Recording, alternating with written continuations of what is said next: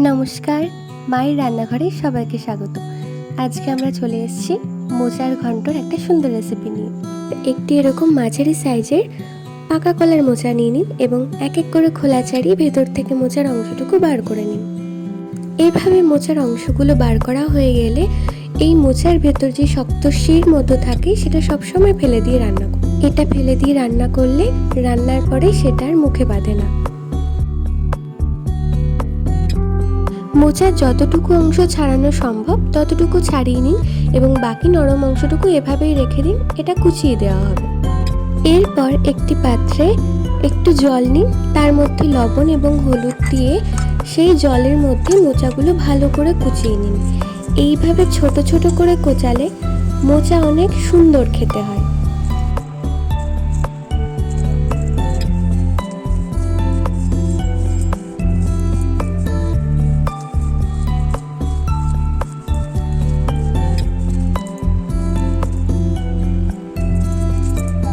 এভাবে সম্পূর্ণ মোচাটা কোচানো হয়ে গেলে সেটাকে ভালো করে সেদ্ধ করে নিন।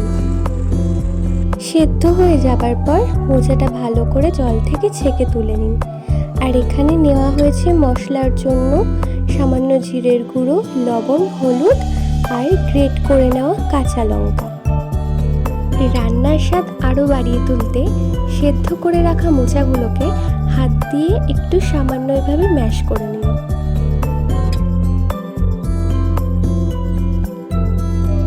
এইবার এখানে বড় সাইজের একটা আলু ছোট ছোট করে কেটে নেওয়া হয়েছে।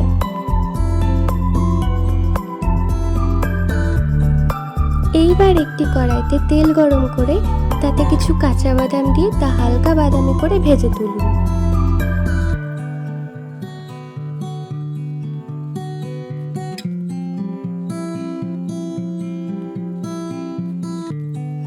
বাদামটা সুন্দরভাবে তুলে নেওয়ার পর আবার কড়াইটা গরম করে তাতে একটু সর্ষের তেল, দুটো তেজপাতা, একটু দারচিনি, কয়েকটা এলাচ, একটু লবঙ্গ আর সামান্য জিরে ফোড়ন দিয়ে তাতে কেটে রাখা আলুগুলো দিয়ে দিন। তারপর তাতে একটু লবণ আর একটু হলুদ দিয়ে ভালো করে ভাজতে থাকুন।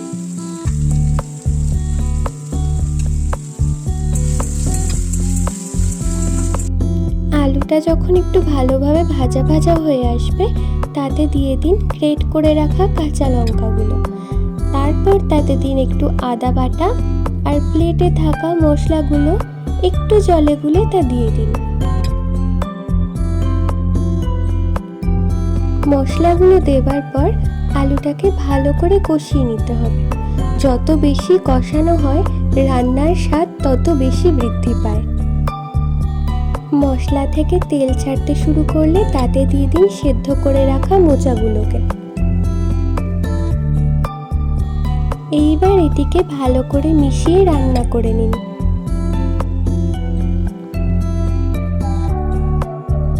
কড়াইতে মোচা রান্না হতে হতে যে বাদামগুলো ভেজে রেখেছিলেন সেগুলোকে একটা শক্ত গ্লাসের নিচের দিক দিয়ে ভেঙে ভেঙে নিন।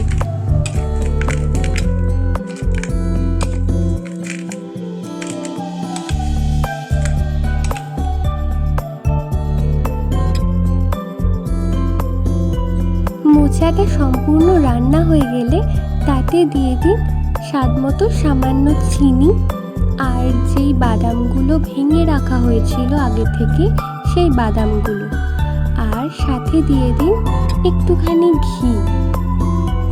সব কিছু দেওয়া হয়ে গেলে এটি ভালো করে মিশিয়ে নিয়ে কড়াই থেকে নামিয়ে ফেলুন।